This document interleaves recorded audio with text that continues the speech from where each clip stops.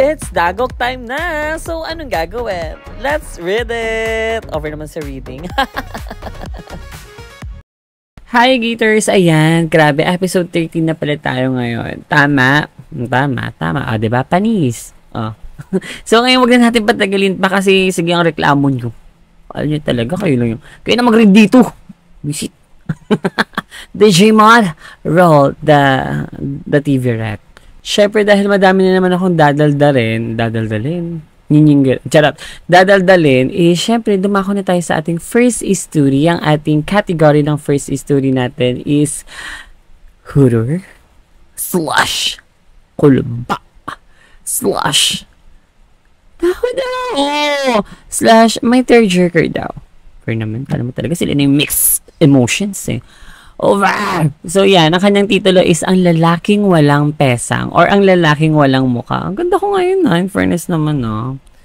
Pero parang may naamoy akong iba. Jimmy nga! Anyway, anong gagawin? Lagyan ng asin para balot. So anyway, anong gagawin? Let's read it! Hello, Mima Sophie. Currently third year college student ako ngayon. At ang kwentong ibabahagi ay nangyari noong ako ay first year college pa lang. Over naman sa Nurbac, ang babaeng Marina Marlata ang nag-share ng story. So, let's move on. Ito na nga nagbo-boarding ako nun sa isang baler malapit sa university namin dito sa Tugigaraw. Yung ibang kasama namin doon na hindi talaga namin kakilala at parang dead man mode lang kami sa isa't isa. Tama, alangan naman diba? Yahoo! Gumanong ka dun. Siyempre, pag sa mga hindi, yung mga ka-board meet natin, siyempre, di ba, wala naman tayong parang magiging closery agad, di ba? Ano gusto mo kakalipat mo lang, hi, ako pala si Princess. Okay, alam ko. Alam niyo yun sa Princess and the Jail? Ano ba? Princess in the Jail. Di ba yun yung intro niya doon? Hi, ako nga pala si Princess. Okay, alam ko. Sino ka ba? Love din yun eh. Anyway, let's move on. Isang gabi mga alas 2 ata or alas 3 o mga alas 4 ata or 35. Basta yun. Ay naglaba ako sa second floor dahil yun yung free time ko sa mga panahon yun at dun rin kasi sa second floor ang laundry area. Sa Nyorpet ng boarding house namin ay may kalakihan na apartment, medyo madilim yun eh at abokot rin ang vibes. So habang naglalaba Akik, may nasight na bakalang ito na lalaking nakasyoyo sa may tabi ng gate ng apartment sa harap. Hindi ko alam if bet niya bang magpa-orpap sa akin kasi nakaharap mismo sa katawan at ang julo niya sa akin eh. Ba't naman na-arbogan? Ba't naman naghihihiwa na play with me agad? Mamaya, scameret yan or, diba? Joel Dappers or bokot, diba? Tapos, ba't naman nagpa-orpap? So let's move on. Kasi Jano Gibbs ko naman ang shitty pirate na yun. Ano ba? Ba't na-arbog? Hindi ko lang yung pinansin dahil nagpapahangin lang o may katawag sa labas. Pero may halos 5 minuto na ang nakalipas, uwit pa rin move ang arms. Tingnan ko rin yung hawak ba siyang phone, pero hindi ko makita kasi hindi ko alam kung nakaharap ba siya or nakabulikod or baka nagbobonsal siya ganun. Eto na nga, ang twister,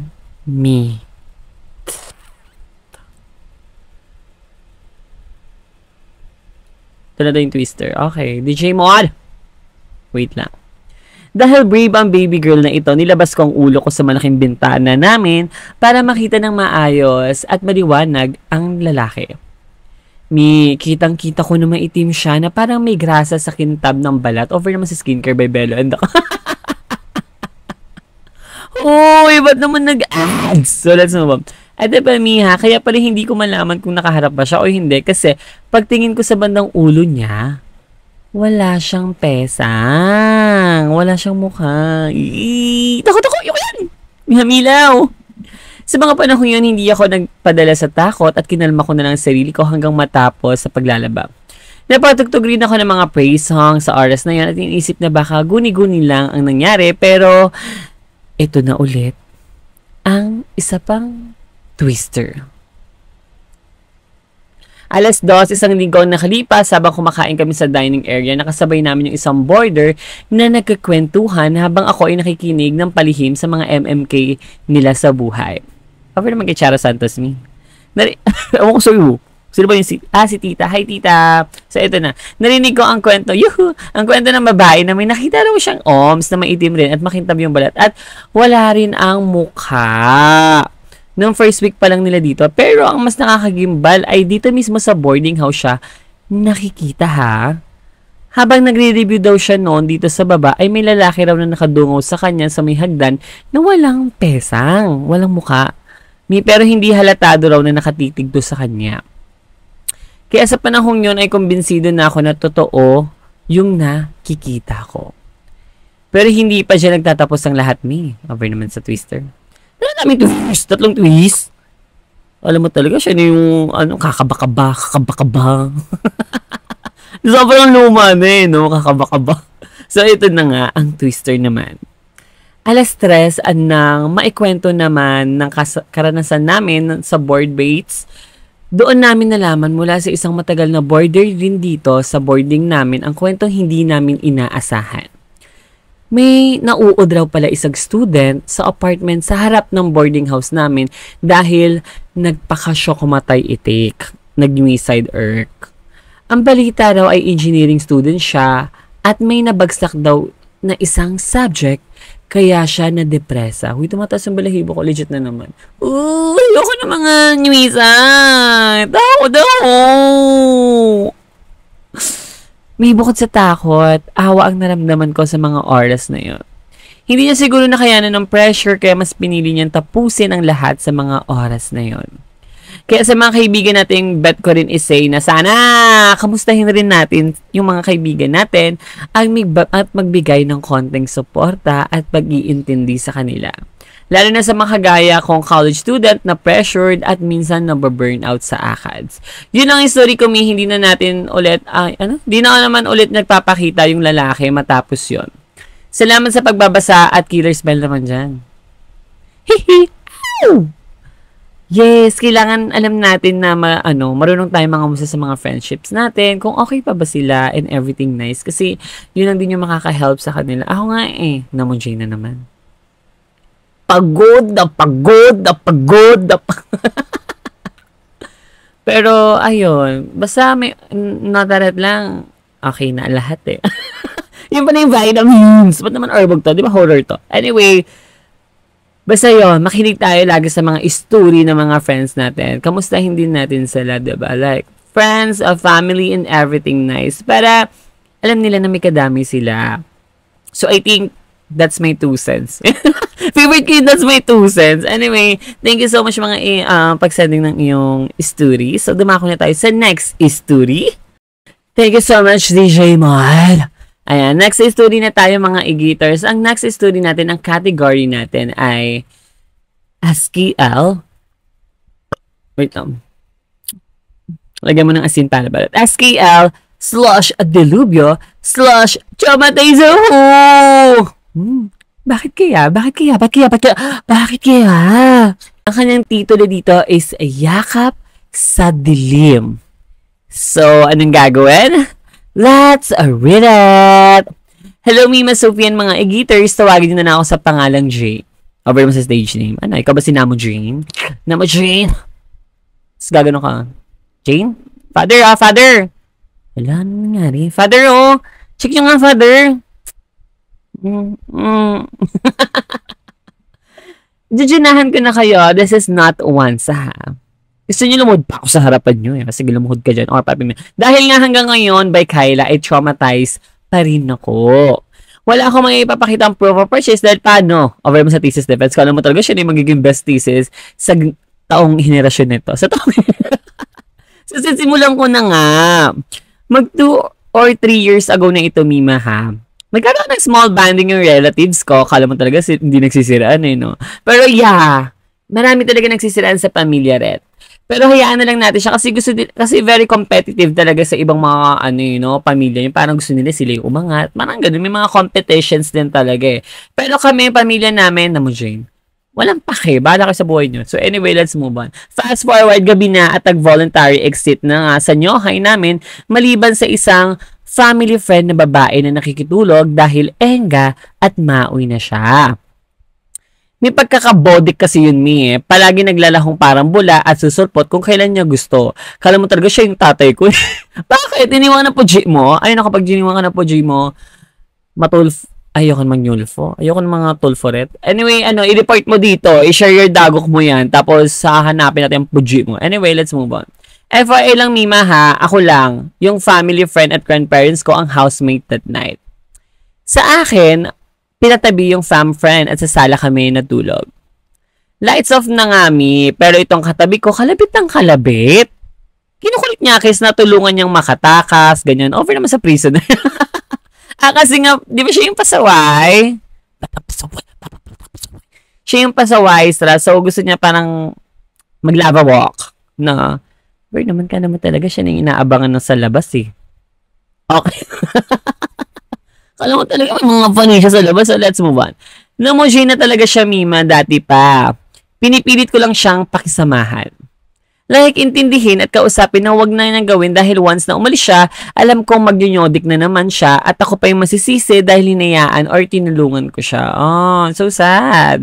Sana ipa-therapist nyo. Yeah. So, yun. I think yun lang naman yung paraan. Kasi baka syempre, diba, yung mga nakasanayan na pag nabodik na, parang they need treatment and everything nice. Diba? Like, over naman sa tegi naman ng lights. So, diba? So, let's move on. Antok na antok at irita na ako sa pangungulit niya, Mima, kaya nainis na ako at tumayo dahil bala ko na siyang ikanta sa grandparents ko. Naglakad na ako sa Stairway to Heaven nga pala, Mima, walang pinto ang second floor namin. Bear type siya. Walang pinto? Yung parang diretso lang. Sige. So, let's move on. At ito na nga ang twister, Mima.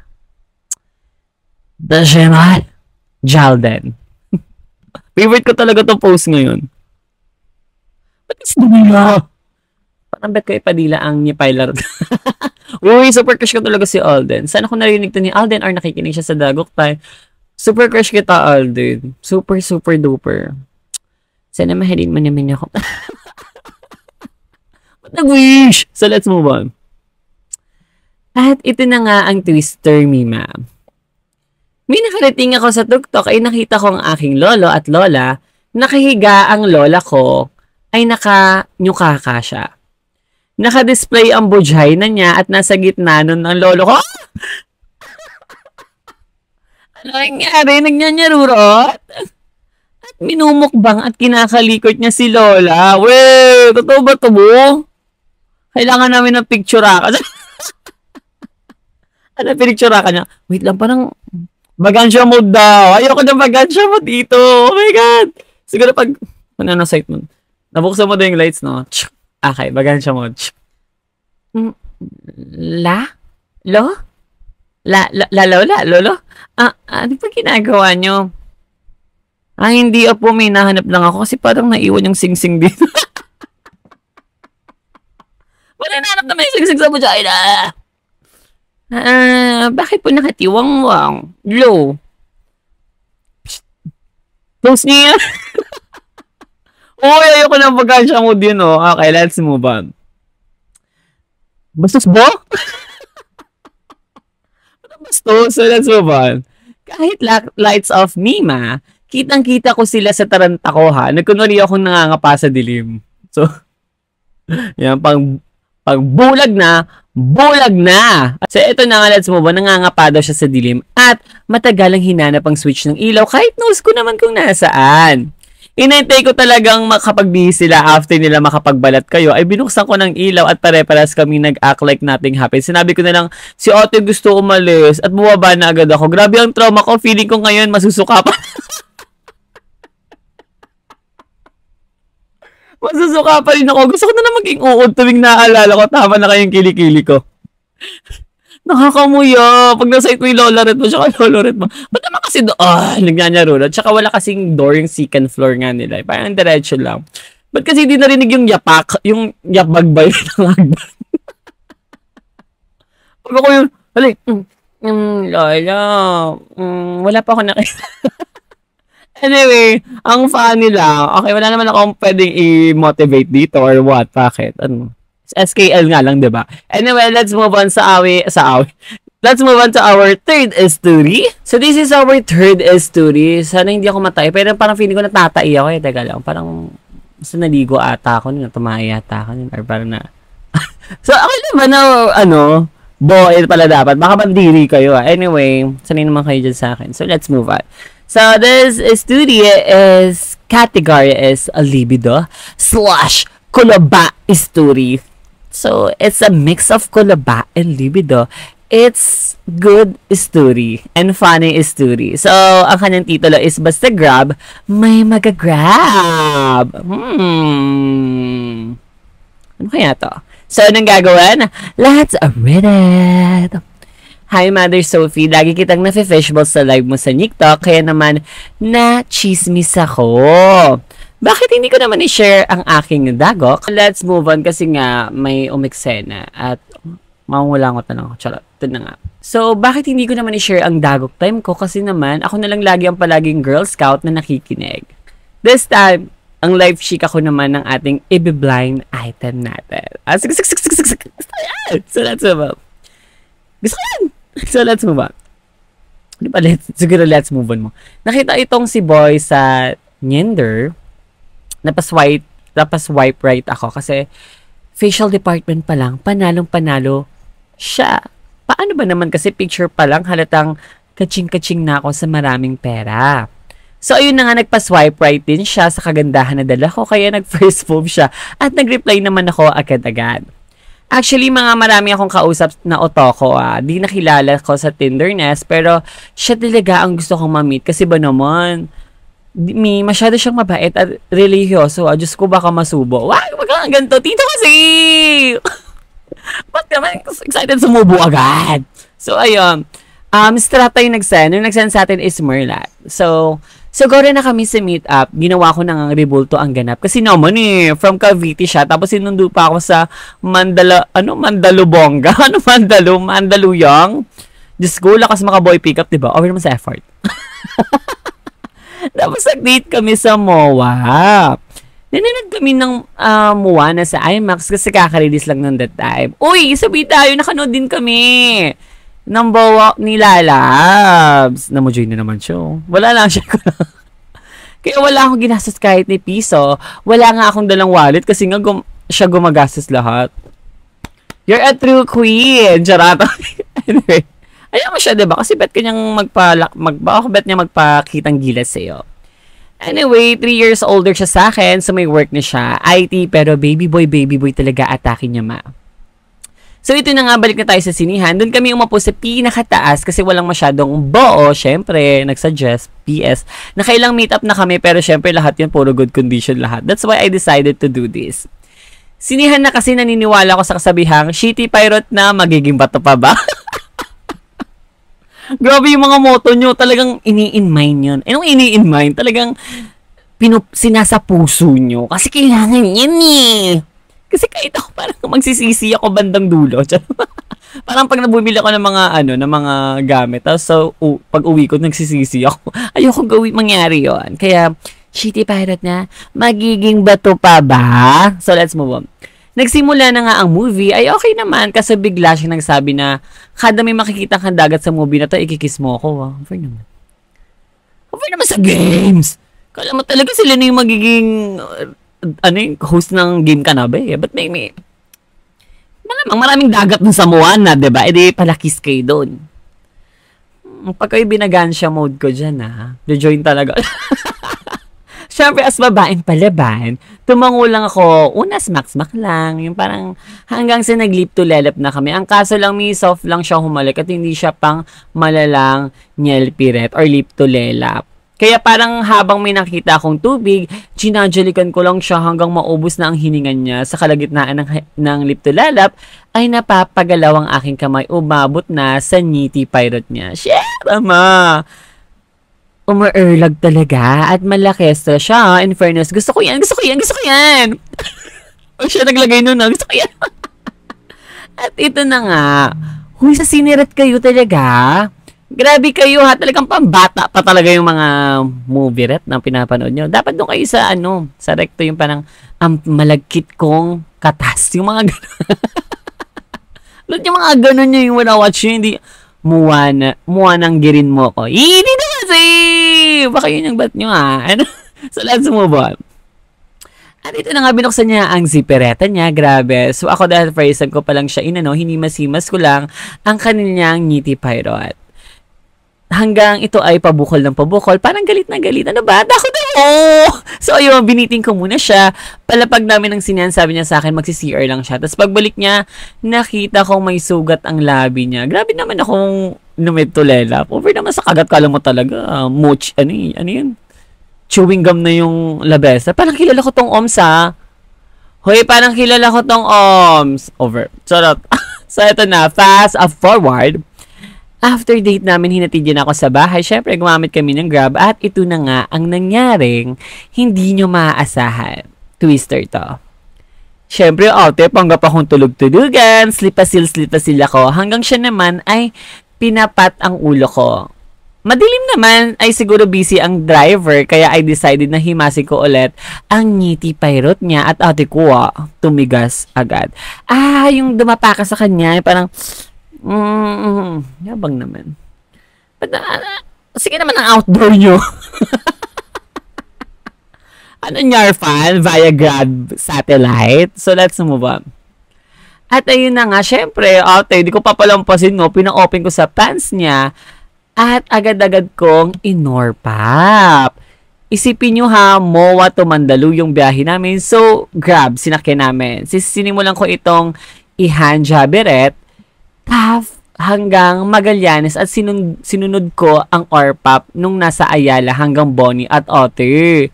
Kaya sobrang laki talaga ng ngiti pirate niya. Malaman pa, shit, gusto ko talaga. Ano ba dito kasi? Paano malaman? Maraming parang makarne. Makarne? Kumbaga parang siya, parang yun sa typhoid. Typhoid yung ngiti pirate. So let's move on. Ayun na nga, at syempre dinandahan ko muna bago ko bilisan ang naramdaman ko ang kanyang kuko na nakahawak sa aking braso. Hindi siya na mamomone and back kasi ate, naman, nasa Grab kami, binabawi niya sa paghigpit ng hawak niya sa ulo ko at paglalim ng kuko sa kaliwang braso. Ate, pagdating, malapit sa amin, ay naglininya na siya. Ang dami! Yung tissue na hawak-hawak ko ay punong-puno noong niluwa ko, tapos may natira pang kalahati sa loob ng bibegs na ko. Kaya wala akong choice kundi lunokens. At ang tamis ng niya ng white cast niya at napakadami talaga. Gusto mo mi? Binigay. Ba't naman inoferan ako? Akin na, itatanim ko. Gagawin ko fertilizer, gusto mo ba? Anyway, let's move on. At yun na nga ang twister. Si Boy ay never pang naka-experience sa ganyang meron siyang ex pero never niyang ginawang nyarurot. Dahil mataas ang respeto niya sa babae at halata sa kanya na hindi siya marunong dahil hindi siya magaling lumiptulelap at sobrang daming labasan ng white kasa na parang ngayon lang nakalabas simula pagkabaget Nililiyoso kasi si Boy at mataas ang respeto sa Merlat sa lahat ng dates namin before ay never niya akong binastos. Kaya ako na lang gumawa na parang upang di niya ako respetuhin, Chos. Pero syempre, di ba at least ako lang nakukauna? Queen ka talaga, Grabe ka, lakas mo, Parang ako ikaw. Wow. So, let's move on. Pagka-uwi ni Boy, hindi ito makatulog at hindi pa ni maalis sa isip niya ang ginawa ko. Paulit-ulit niya aking sinasabihan na, ang galing ko daw, ako lang ako lang to. Dito kasi. Kasi ayun, magbo-boyfriend-girlfriend na kami. And, na ate, na araw-araw na ako. Hayaan niya magkwento pa ako ng first pasukan na mangyari sa amin. Tama na, pawis na yung kilikili ko. Anyway, at least ngayon magbawaret na kayo Pero, yeah, I know naman na mahal ka naman ng Boy. Kitang-kita naman dito sa pesang niya. More love. Mukha naman kayo nagmamahalan. So, ipagpatuloy nyo lang yan. And then, explore kayo ng marami dyan. So, anyway, matatanda naman na kayo. Wala na tayong magagawa dyan. Decision nyo na yan. So, balita mo na kami pag naging buntesang Gina ka na. Anyway, thank you so much for sending your e-story. It's so fun. Over naman. Fun. Car fun and cine fun. Ba't kasi pala fun! So, let's move on to our next story. So, yeah! Let's move on with our next story. Ang next story natin is, I think this is kind of trigger warning as sa part ng story niya. So, maglalagay akong disclaimer dyan. Okay? Anyway, ang kanyang category dito is SKL/alibido/tearjerker. At ang kanyang titulo, ang tropa ni Puji or ni Papa. So, anong gagawin? Let's read it! Hello, Sophie, and hello, Igiters. I'm gonna tell you a story that was happened a long, long time ago. No to English policy, di ba? Over. Medyo mahaba-haba itong story, but I will try my best to make it short. So, i-revise mo yan. Tama. Dapat talaga sobrang iksi lang. Kasi parang hindi naman tayo mahirapan mag-read. Malagyan ng asin para balot, di ba? Kasi sakit sa trangkeya. So, let's move on. I was a kid when lives really knock me hard. Yes, eme. Gagawin ko medyo funny para hindi masyadong nakakayak at traumata. Balikan tong story ko. Over naman sa ads. Pero, yeah, medyo hindi ko alam ha. Siya nagsulat nito, babasahin ko na lang. Sabi niya, gusto daw niya gawing funny eh. Pero, it's kind of very triggering. Like, let's see the story. So, let's move on. May friend yung papa ko nagstay sa Baler for a while kasi galing siyang province at naghahanap ng place dito sa mauupahan sa QC. Trabahador ni papa tong guy sa office at itago na lang natin siya sa pangalang Andrew. Offer mo sa gatekeep ng identity. Naging maganda ang pakikisama ni Kuya Andrew kay Papa at sa amin, ng mga kapatid ko at napagdesisyonan ng Puji ko at ng mom ko na doon na siya magstay sa bahay. Ginawa siyang helper ni Papa sa house, sa office. Talagang proven and tested na ang loyalty ni Kuya Andrew. Not until sa kwarto na namin siya ng mga kapatid ko, nag-i-sleep. Mag-isa lang ako sa kama ko as a feeling daughter ng atake ko nito. Kaya gusto kong hiwalay na kama ko sa mga kapatid ko. At sa kabilang kama naman yung kama, yung kuya ko and yung younger brother ko. So si Kuya Andrew ay naging katabi ko sa pag-sleep. At dito, nagsimula ang dago ko. Sunday that time, magdi-date si Mama and si Papa dahil anniversary nila. So, may iwan kami ng mga kapatid ko sa Baler kasama si Kuya Andrew. Whole day silang mawawala. Well, sa tanghali na or sleep kami at gigising sa hapon para magmerienda. Pero iba pala ang gigising sa akin at iba ang memeryendahin ko. Naunang nakatulog yung kuya at yung kapatid ko and si Kuya Andrew ay may kausap sa phone ng Merlat at rinig na rinig ko ang usapan nila. Yes, OP. Bilang naputal yung call at sinubukan niyang tawagin ulit yung girl pero wala na siyang load. Nagulat si Kuya Andrew nang mapansin niyang gising pa ako at tinanong niya ako kung narinig ko daw ba ang usapan nila. Ang sabi ko, over naman sa ass. Sabi ko, yes. Ba't naman ang bilis? Yes. Ano ba? So let's move on. Kaya umiti lang siya at sinabi sa aming dalawa lang daw yun. Pipigit na sana ako nang bigla siyang bumulong na may ipapakita daw siya sa akin. Nakita ko yung kamay niya na nasa shorty room niya na at bigla niyang inilabas ang ngiti pirate niya. Nagulat ako and iba yung naramdaman ko. Bumilis yung heartbeat ko. Mother Sophie hack. Sa murang jidad ko, talagang aqua flash yan. Malamang. Pero grabe naman ka-herbag. Kabukot naman! Okay, let's continue this story.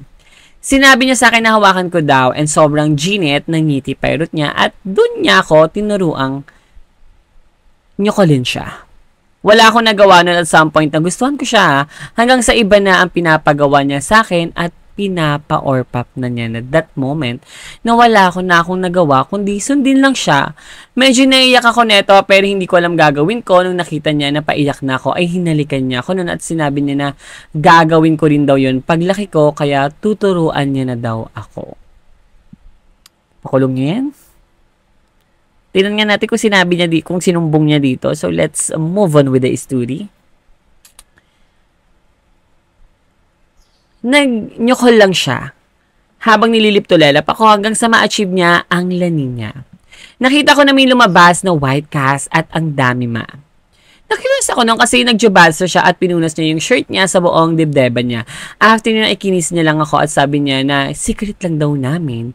Yung pagka may pinag-pinky promise pa niya ako nun na, hindi ko daw yung sasabihin kay Puji at kay Papa or kahit kanino dahil may mangyayari daw na hindi maganda sa family ko. Lagi may mga ganyan, no? Like, over naman. Talaga may nangyayari sa mga ganito talaga sa totoong buhay, diba? Like, kinigatekeep ko ang bedseen namin niyon, Mother Sophie, hanggang sa naulit at naulit. Siya naging first ORPAP ko at nagustuhan ko na rin ang feeling na may ino-ORPAP. Kasama namin siya for many years sa bahay and never ko siyang nakitang nagdala ng merlat or girlfriend niya para ipakilala sa amin ang nangyari. Okay lang sa question mark. Feel ko ako na ang naging bawaret niya. Napamahal na ako, maybe I cannot love dahil siya ang nakasanayan kong katabi sa pag-sleep, hugs and kiss malala.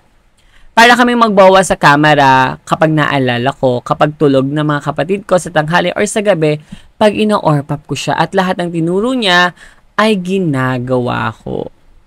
Naging parang family na ang treatment namin kay Kuya Andrew for many years at tinanong niya kung when siya mag-aasawa, sabi ni Papa. Offer naman sa as si Father. Pero wala siya nasagot or tumawa lang siya. Umabot ang ORPAP hanggang sa mag-12 ako at hiwa-hiwalay na kami ng kwarto. Oh, sobrang tagal ah. Like, ilang taon na siya noon. Diba?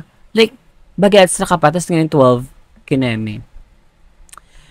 Malaki at compound style naman ang house namin, pero sa gabi siya ang katabi ko mag-sleep. Over siya sa sneaky move ah. Hanggang sa umabot na nga sa part na gusto niya na akong nyarurutin, Mother Sophie. Alam naman ng mga bottomesa na e-guitars ang feeling ng first time ma-nyarurot and successful na achieve namin ang lani niya.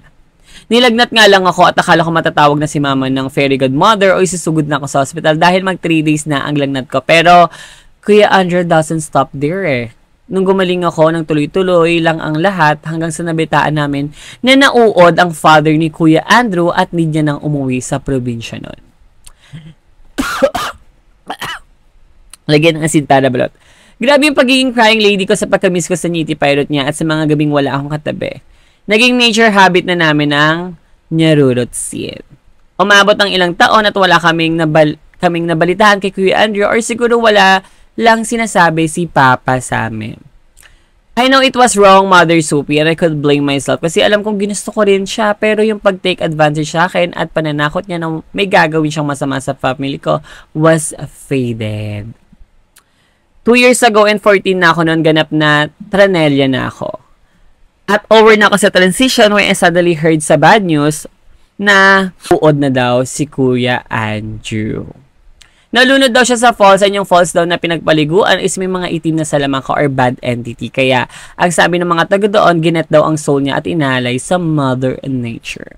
Umuwi si Papa sa province pero ang sinasama ni Papa ay si Kuya at that time. Nagpupumilit ako sa mama nun pero ayaw ni Papa until biglang sinabi ng kuya ko na ako na lang daw ang isama.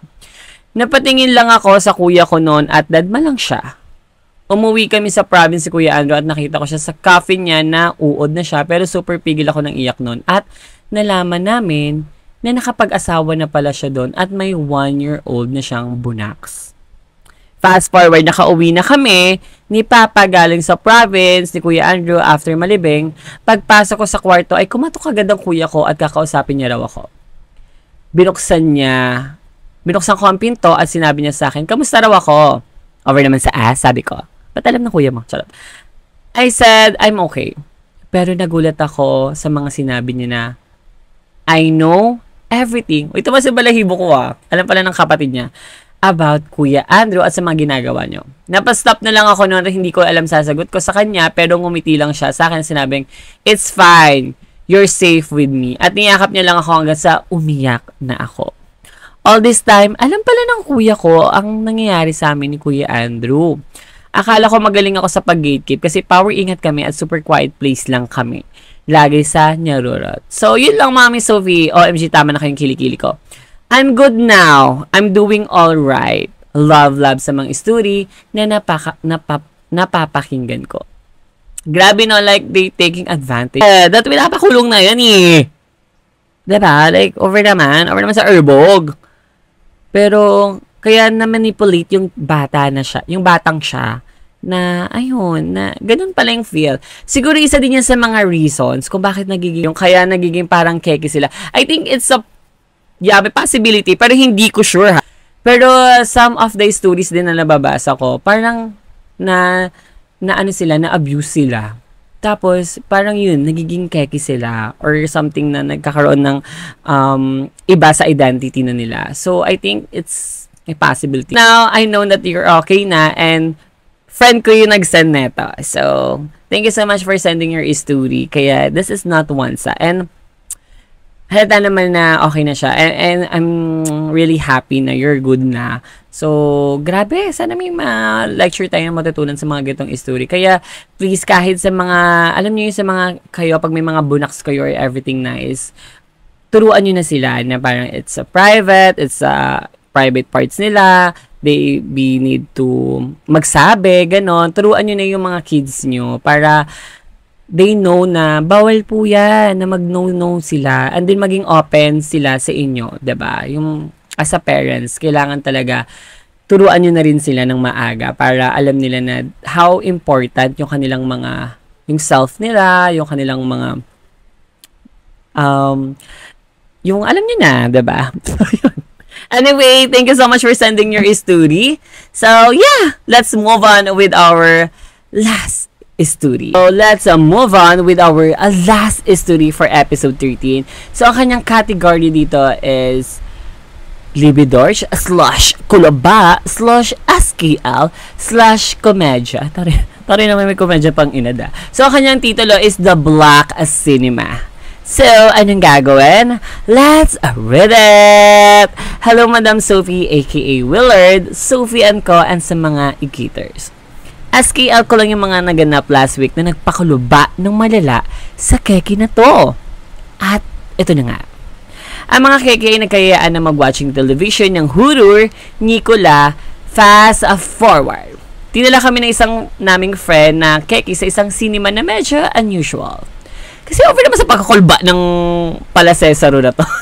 For the context, Mima ha, ang place zero is parang abandoned na. Over naman sa Ginette, dilemma ng place, like Jamoy at mga showing ay para bang hindi familiar. Pero bilang isang fan ng indie film, sa isip-isip ko is scary lang. Tama. Siguro yun yung mga ang malakit kong tipak. Yung mga ganun. Ang aking anghit. Mga ganun siguro yan. I think ganun. At ito na nga ang twister. DJ Mod. Kal.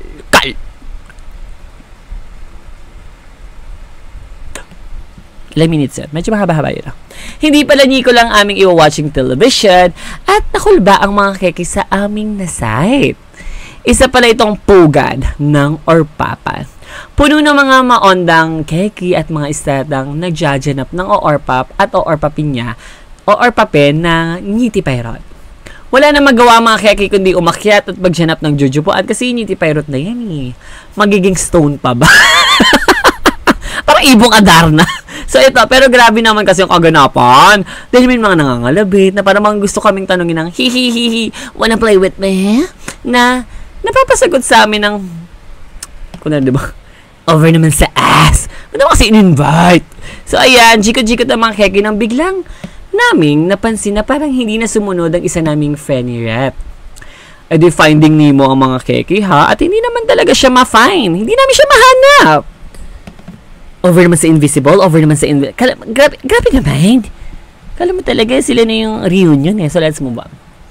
At ito na nga, Mother Sophie, ang another twister. Kaya pa namin napansin kaming parang may nilalanggam sa gileda ha. Lumapit kami at nagulat sila kami sa aming na-site dahil ang isang naming friend ay nakaluhod sila na sa harap ng Omseret. Diba? Nauna pa siya talaga eh. Campaign na. May pa ganyan-ganyan pa sila, kala mo talaga. Ayusin nyo yung bansa. Hindi kung ano-ano mga campaign yan. Ano yun? Kuya Jepe. Kuya Jepe. Nanggigigil ako doon. Tumataas ang balahibo ko. Mabay kay Bato. Kay kakainis. Sige naman ang dance nyo. Alam nyo yung ang dami yung clown. Hindi na lang, ay, ewan ko sa inyo. Bahala ka sa buhay nyo. Kainis. Kaya kayo ha, sabihin nyo sa mga parents nyo na huwag i-jiboto yung mga ganyang mga ano talaga. Kaya yung muji ko, yung jaway ko talaga. Ayusin mo yung pagboto mo ha. Hindi mga ganyan-ganyan. Forget demands lang. Ano kaya? Gusto nyo mag-dance din ako? Tumakbo ko as chairman. Let's move on. At na nga. At over naman kasi sa pag-orpap si Keki, nakala mo talaga siya yung best OJT ng Chupa Chups. Kala mo talaga siya yung best OJT sa Chupa Chups Company. Ba't naman training? Cool ba at tawa ang aming naramdaman habang watching television si Akla. Ilang minuto na lang is napastop siya sa pag-orpap. Sadly, hindi na na-achieve ang lani niya. Konti na lang ay muntik na siya naming ibagan siya mod. Sasabihin ko sana, ako nga O kaya, sasabihin mo is, parang si friend to ba't parang may mahabang stick siyang kinakain? Ano ba yun? Ano ba yun? Hotdog ni Nyaljur? Teka, re-reply. Teka, matingnan nga. Psst! Uy, yung ginagawa nyo bawal yan. Bawal yan. Ay, may ngiti pairot. Ngiti pairot. Tama, giging bato pa ba? Pa-join! Pa-join! Napatanong na lang kami kung bakit tumigil siya sa pag-orpap at sabi niya naman is, over naman sa ass! Habang may dinudukot siya sa kanyang bibegser, naging dahilan para mapalap ng malala ang mga Keke dahil may nyulbol pa lang sa sumabit dito. Paano yun? Over naman sa ass? Napabagaan siya muna ng mga Keke habang nag-watching television ng mga iba pang nag-orpapam sa gilid. Feeling ko malalaf ako pag nandun ako. Tsaka, huy, ano yun? Huwag kakagatin na. Ba't nanguhuli? Ba't nagpapagaan siya mood kayo dun sa amin? Mamaya ibang tao nyo na ganun nyo. Siguro kung lalo. Hoy, ano yan? Hoy, anong ginagawa niya? Ba't kinakain mo yan? Hoy, huwag kakagatin na. Sino want alcohol at tissue? Ba't nagsisisigaw dun sa sinya? Tama na kayo ba sana yung kilikiller ko? PS, walang proof of purchase kasi ang dilemma and bawal mag-phone sa loob ng cinema. Wait for part 2. Kahit wag na! Over naman sa Urbog. So, ayan. Grabe naman kasi ang The Black Cinema. Ayan yung mga, meron pa rin ata ngayong mga ganyan, no? Anyway, parang piling-pili ata yung pwede nilang ipapasukin dun. Pero, wala. May nakikita lang ako ng mga titulong kakaiba doon. Like, parang pawesa sa singit, mga Anyway, I think that is the last story for episode 13. So, yeah. Thank you so much for sending your story, mga Igaters.